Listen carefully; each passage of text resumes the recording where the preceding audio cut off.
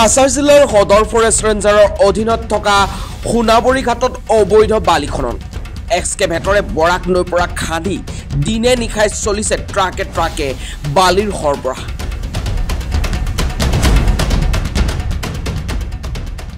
অবৈধ এই বালি খননৰ ফলত খহনীয়াৰ কবলত পৰিছে শ শ ঘৰবাৰী। বৰাক নৈলৈ মাতি আনিছে ভাবুকিৰ। স্থানীয় ৰাইজে বন বিভাগক এই সন্দৰ্ভত অভিযোগ দিয়াৰ পিছতো বছৰ বছৰ ধৰি চলি আহিছে সোণাবাৰী ঘাটৰ এই অবৈধ খনন কাৰ্য। সদৰ ৰেঞ্জাৰ বিষয়াসহ বন বিভাগৰ একাংশ মেনেজ কৰি দীৰ্ঘদিনৰ পৰা এই অবৈধ বেহা চলাই আহিছে স্থানীয় একাংশ বালি মাফিয়াৰ। এই অভিযোগ স্থানীয় ৰাইজৰ। মুখ্যমন্ত্ৰীৰ দৃষ্টি আকৰ্ষণ কৰি শীঘ্ৰে এই অবৈধ বালি খনন কাৰ্য বন্ধ কৰাৰ দাবী জনাইছে এতিয়া স্থানীয় ৰাইজে। এখানে একটা অবৈধভাবে বালি খনন চলি আছে। এটা সোনাবাড়িঘাট সংলগ্ন দক্ষিণ কৃষ্ণপুর গ্রাম। এটা কলঙ্কিত একটা বালি ঘাট। এটা এখানে আগে 2016 একটা মার্ডার হয়েছে এই ঘাট এই বালির সমস্যা নিয়ে। আবারও দেখা যায় এই বছর কিছু অবৈধ ব্যবসায়ী তারা অবৈধভাবে এখানে বালি সিন্ডিকেট করছে। এটা আমরা আদৌ জানি এখানে ক্ষেতর জায়গা, কৃষকের জায়গা। তারা কৃষকের জায়গা জবরদস্তি করে এখানে বালি কীরকম এটা সুযোগ পেল বা এতটুকু হয়ে গেল। হাজার হাজার গাড়ি অলরেডি বালি পাচার হয়েছে। এর ভিতরে আমরা খবর পাইনি। হঠাৎ করে একদিন দেখলাম যে দিনে শুরু হয়ে গেছে, রাত্রে চলেছে অতদিন, হঠাৎ করে দেখলাম দিনে শুরু হয়ে গেছে। দিনে শুরু করতে গিয়ে রাস্তাঘাট, স্কুল মসজিদ, পিএইচি, এই যে একটা রিংবান্ধ আছে ফ্লাড এফেক্টেড, এগুলোর প্রতি আমরা দৃষ্টি আকর্ষণ করে দেখি গ্রামের অবস্থা তো শোচনীয়। আর এখান থেকে অনেক রাজস্ব মার খাচ্ছে। তাই আমরা গ্রামের কতজন লোক এই যারা আমার সঙ্গে আছেন আর কিছু আসেননি, কিছু বালি মাফিয়াদের মানে ভয়ে অনেক লোক আছেন এখানে। তারা আমরা সবাই মিলে একটা প্রতিবাদ সাব্যস্ত করেছি। আমরা ডিসি মারফতে মুখ্যমন্ত্রীকে, লোকাল এমপিকে, এমএলএকে আমরা ইনফরমেশন করেছি।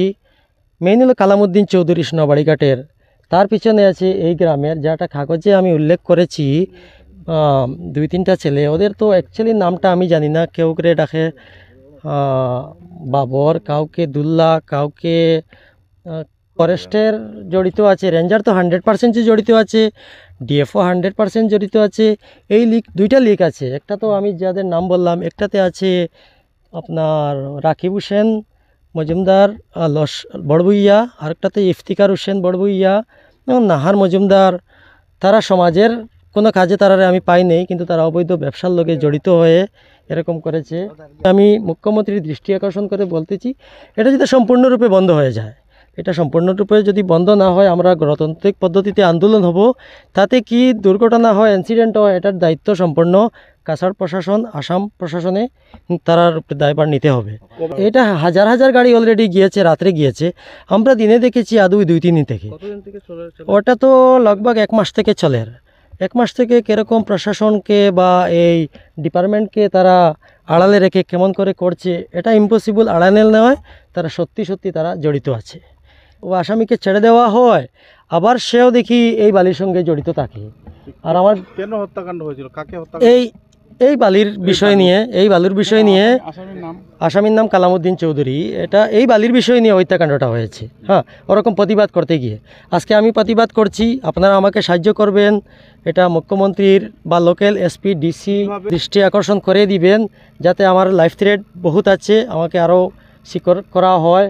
বা আমার সঙ্গে আমার ছোটো ভাই, আমার গ্রামের মুরব্বী, কৃষক সবার যাতে সেফটি একটু নির্ধারণ করা হয়। ব্যাপারে আমরা যখন প্রশাসনের কাছে যাই, প্রশাসন আমাদেরকে গুরুত্ব দেয়, এরকম আপনারা দৃষ্টি আকর্ষণ করবেন।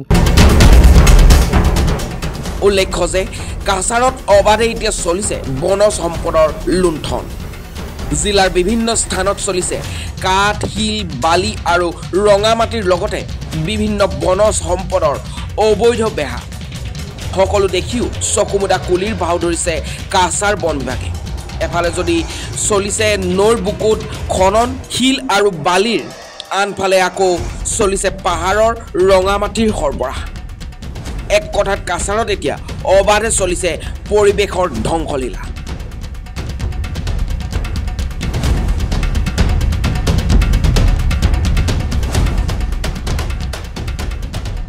শিলচৰৰ পৰা ব্যুৰ' ৰিপৰ্ট অসম নৰ্থ ইষ্ট নিউজ লাইভ।